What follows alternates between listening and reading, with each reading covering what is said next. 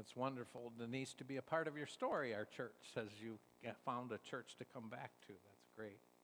I'm going to read from Genesis, a redacted version of this last part of the Joseph story. Joseph watched as his brothers bowed before him, begging that he spare the life of their youngest brother. The hard hearts they once had were softened by time and grief. He saw in his brothers a love and humility he had never seen in them before. Joseph's throat tensed, and he held back tears as he turned towards his servants in the room. "Everyone leave me." So everybody left but his brothers. It was there that Joseph now began to weep. Tears streamed down his face as he turned to his brother and said, "I am Joseph. I'm your brother." He walked closer to his brothers, watching their amazed face. Is my father still alive? Please come closer to me," he asked. So they came near, fearful of what Joseph might do next. Joseph could tell they needed an explanation. For the last they had saw him, he had been shipped off for slavery. So now he stood before them, a governor of the most powerful nation in the world. "I am your brother Joseph, whom you sold into slavery. Please do not hate yourself for what you have done to me. God sent me here to preserve the lives of thousands of people." He explained to them how God had used him to save the lives of the land and all those who dwell outside of it. "So it was not you who sent me here, but God," Joseph said. Joseph then gave them an invitation, one that would change the course of human history. "God has made me Lord over all of Egypt," he said. "Come down to me and dwell in this land with me. Bring your families, your flocks and herds, and I will provide for you." And then Joseph fell on Benjamin's breast and kissed him. He then kissed all of his brothers and embraced them. And Joseph sent them on their way to fetch their father and their families. And when they arrived home, they told their father all that had transcribed. Jacob, who had lived in a daze of grief and mourning ever since Joseph departed, found himself revived. His son was alive.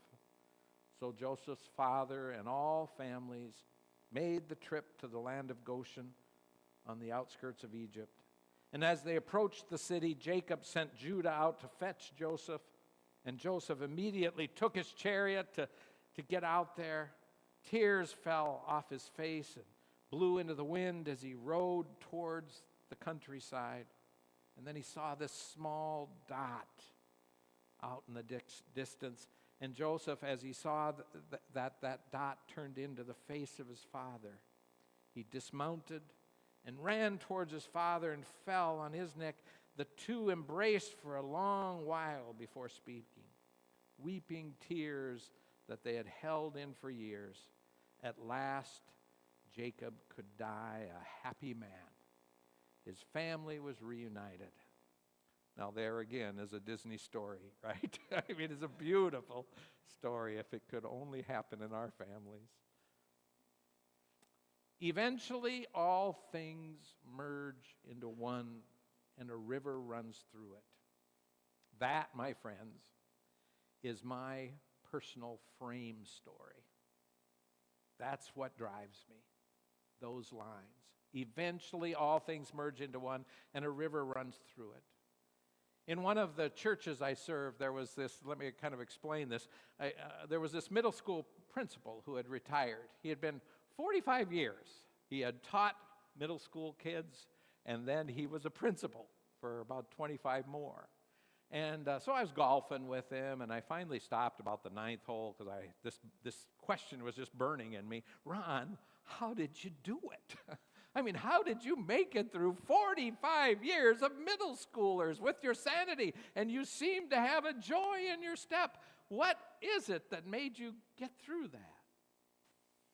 Ron didn't talk for 3 holes. he was thinking about it. What was it that got him through? At about the 12th hole, he sat down on the driving pad. He said, "They can wait."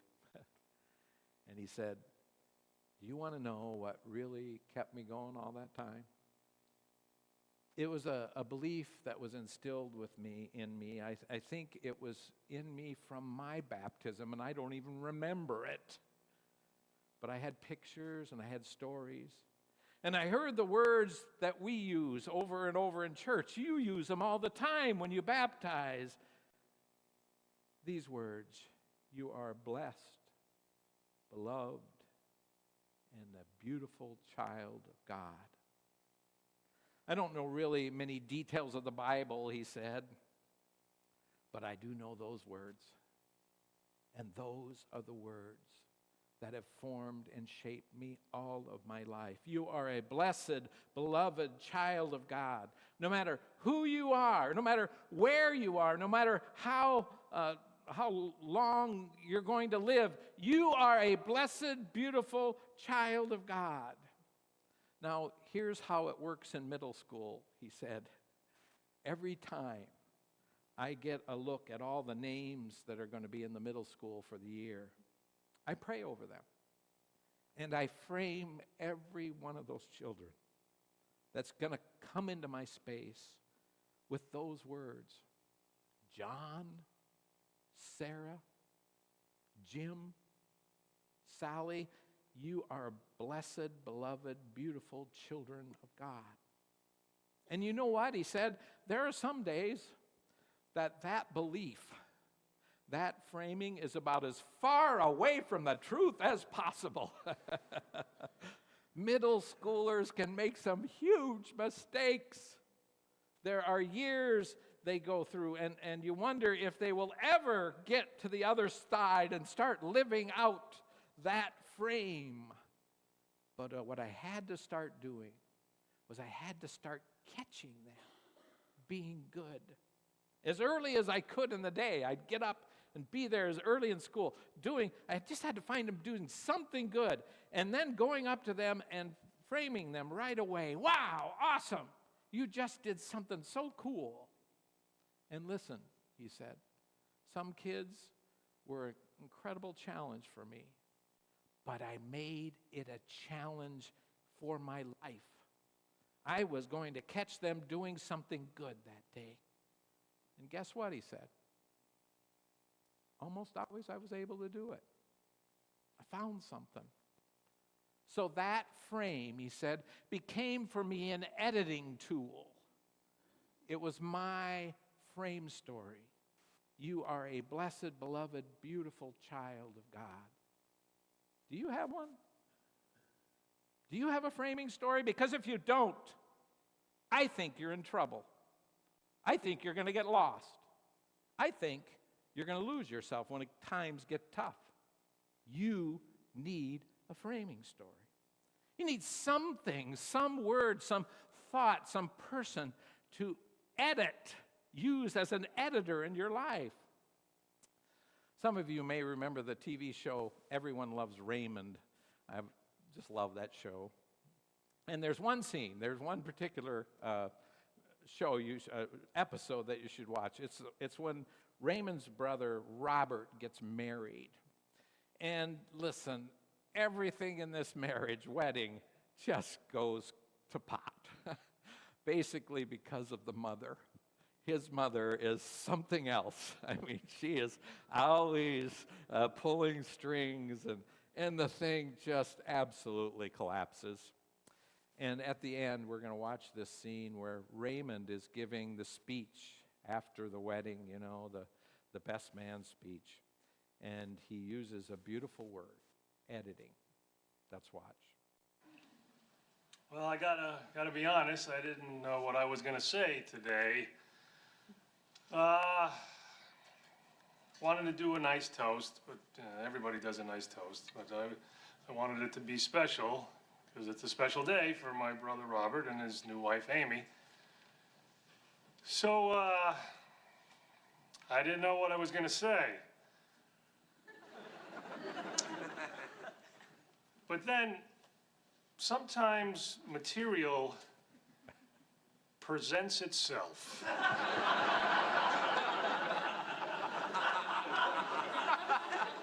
Like today, for example, lot to talk about. But I think I can put a good spin on it. I think there's one thing that could make it all better. Editing. Yes, I think there's a portion of today's ceremony that we won't need to save on the videotape. Editing. You know, Robert and I, when we remember our childhood, we kind of use that technology in our heads. You know, we only remember the good stuff, like the food. Yeah, we don't remember when Mom would yell at Dad not to scratch his rear end with a spatula.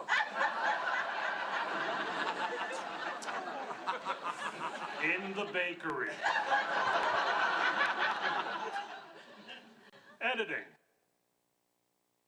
Yeah, editing. Look, folks, we get so much information coming at us in our world. And too many of us don't do any editing. And we don't know how to edit it. Not enough of us have a solid framework in which we can place all of the stories that come to us. We need a story to frame all the other stories. Otherwise, we're like ships without an anchor. In good times, we probably don't need it, let's be honest. But when the storms come, we need that frame. We need that story. Mine is eventually all things merge into one and a river runs through it. That river for me is God, that God's love, God's loving kindness, as David Orendorff would put it. Ron, the principal, framed his life with baptism. You are a blessed, beloved, beautiful child of God. The people of Israel had this story that we've been studying the last 5 weeks, maybe feels like 5 years. It was their way of making sense of the world. It was almost like all things merge into one, and the river runs through it. God, it's that thread of love that just keeps pulling and weaving and working its way into the hearts of these brothers until they finally, get back together again. Now, where was this story told? I'd like to have you think about just for a minute. And when did it become a major part of their lives in Israel? Well, I think if the answer comes in the next chapter of the book, Genesis, Exodus. And you know the Exodus story, I hope, where all of Israel was enslaved for over 400 years. What kind of stories can you imagine them telling around the fire when the Pharaoh wasn't around? Well, I can guarantee you it was this one. It was this beautiful story. Why? Because it gave them hope. Because it framed their lives. Because when they got discouraged and couldn't get up in the morning, no, they had to do the same thing and the same whip was going to be on their back as the day before. This story told them to keep going. Don't give up. This story told them that God was somehow weaving a path forward. This story told them that their lives had some meaning and purpose, even if they couldn't find it yet. Kind of like the song Blessings, right? In one of the concentration camps after World War II, Americans freed thousands of Jewish prisoners, and in one of them there's this crude basement wall, and they found this writing on the wall. I believe in the sun, even when it's not shining. I believe in love, even when I'm not feeling it. I believe in God, even when God is silent. How could someone in that situation write this? The person who wrote it, we probably think, didn't make it. But they wrote it anyway. What kind of faith allows for someone going through the worst possible experience in the world to write this beautiful statement? A people who not only knew this story, the story of their people, but a person who knew Joseph's story. That's who wrote this. Who knew the power and the truth of that story. Even if it didn't turn out, it was still the story that brought hope. It was still the story of who they were. I believe in the sun, even though it's not shining. Do you have a story? Do you? Get one. Think of one. Look back into heart and figure out what is the story that makes you drive, that forms and shapes who you are. You have a frame in which you can form and shape your children and your grandchildren's life into something full of hope, with strength and truth. Let me just tell you this, folks. Life goes fast. It zips on by. Things can get tough in a hurry. We need this story. We need the story of our baptism. The world needs to know that all things merge into one, and a river does indeed run through it, a river of loving kindness, a river of grace and forgiveness. The world needs to know not only our beginning, how we are beloved, blessed, beautiful children of God, but also our ending. And our ending is one where all things merge into one. I don't know, we have to be able also to identify these stories when they're being played out in our lives, right? I mean, we need to lift them up like, whoa, hey, wait a minute, that's a great story. This is who I am right here. You heard me sharing a little bit about Emerson and going to the movie about the robot.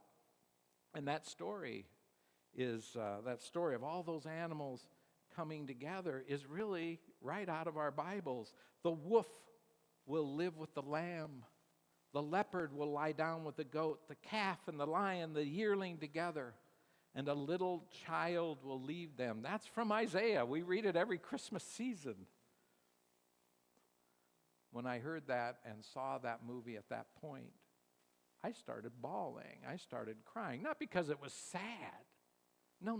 That's not why I cry anymore. I cry because it's true. It's my story. It's our story. It's true to who we are. God is bringing everybody together. And there's a river of love through it. Last week, we had guests with us. They're with us again as well here this morning. And I wrote a little bit about this in my article, but I want to share it again. They were Carl and Joan, is it? Jan. Carl and Jan. They come from Mill Creek United Methodist Church, and they have just moved over to Woodinville, partly because of their health, and they've moved into a retirement center here. But they have been to this church before. So we were eating last week, and they shared this story with us. They had come to a memorial service here. Let's see if I can get Scott, right? What was his name? Scott Young, Guyana Young's husband, who passed away about 10 years ago here. And the memorial service was here. And Jan was sharing with me that she used to be part of the Catholic Church, and she kind of left the Catholic Church about 25 years ago because of some of the women's rights issues and reproductive rights issues that she was struggling with. So she left the church, and she said she never got connected again. And so she had been out of the church for many, many years, and then she came to this funeral or this memorial service and hadn't been in the church very often. And during the memorial service, our church, we have a tradition of sharing Holy Communion at the end of worship. And Meredith Dodd, who was our pastor at that time, had told the whole congregation that we have an open communion table, that you don't have to be United Methodist, you can be whoever you are and come to our table. And this is a big deal for United Methodists. It's a huge deal for me. If we get rid of that, I'm out. I can tell you that. It's important to me. And it was important to Jan as she heard that. Her heart was strangely warmed, and she felt like, wow, what do you mean? Because she was a part of a community that had a closed communion, that you could only come if you were Catholic. And so she felt like this is the way it really ought to be. This is the way God wants it to be. And it is, I believe, with all of my heart, a big part of our story. So I want to thank you for that. And so she came and had communion, and it didn't stop there. She went home, both Carl and Jan went home, and they went and looked for a United Methodist Church close to them, and the next Sunday they went to church, and they've been going to church at the United Methodist Church ever since. Because that open table is a part of their story. They know that internally, that is our story. You know, when we think about the end of life, there are a lot of jokes about heaven and hell. I'm not a big fan of hell. I am not a big fan of St. Peter's gate either, I might add. You know, we hear all these stories of St. Peter at the gate, and you know, you come up and somebody gets in and somebody doesn't.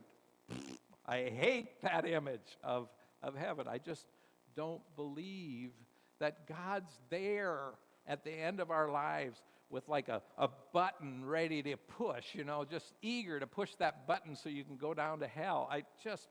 I'm a big fan of this word, that if there is a hell, Jesus is down there offering God's love and another chance.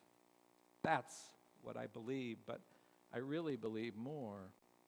And I've been thinking a lot of this because of my mother. She's getting close to her end, or her new beginning, depending on how you want to look at it. And I'm wondering, how is she perceiving what's there for her when she dies? And I know she grew up in a real strict Catholic Lutheran understanding, and I know that heaven and hell, that hell thing was just burned into them. But I know my mom knows better, and she knows in her heart that she's loved. And one of the stories she told me, and I use this often, is the story of how an eagle teaches their babies how to fly. And this came from the Lakota people that we lived with in South Dakota. And basically the idea is that when a mother eagle teaches her young ones how to fly, she'll take them just at the right moment, put them in between her wings, and fly as high as she can. And then she will just gently just twitter her wings, and they'll fall into the sky, and they'll start flapping their wings, and everything goes good. They'll flap, and she'll fly next to them, encouraging them. But if they get too tired, if they can't fly anymore, does she just let them go cold to the ground? No. In all of her mercy and love and power, she swoops down and catches them in the palm of her hand or in between her wings. That's the image that I have for my mother. My mother has lived a long, beautiful life, but she is tired. And she can't fly anymore. But God is there, ready to catch her. And I hope and pray that that ending will inspire you to catch others when they fall. And all the people said,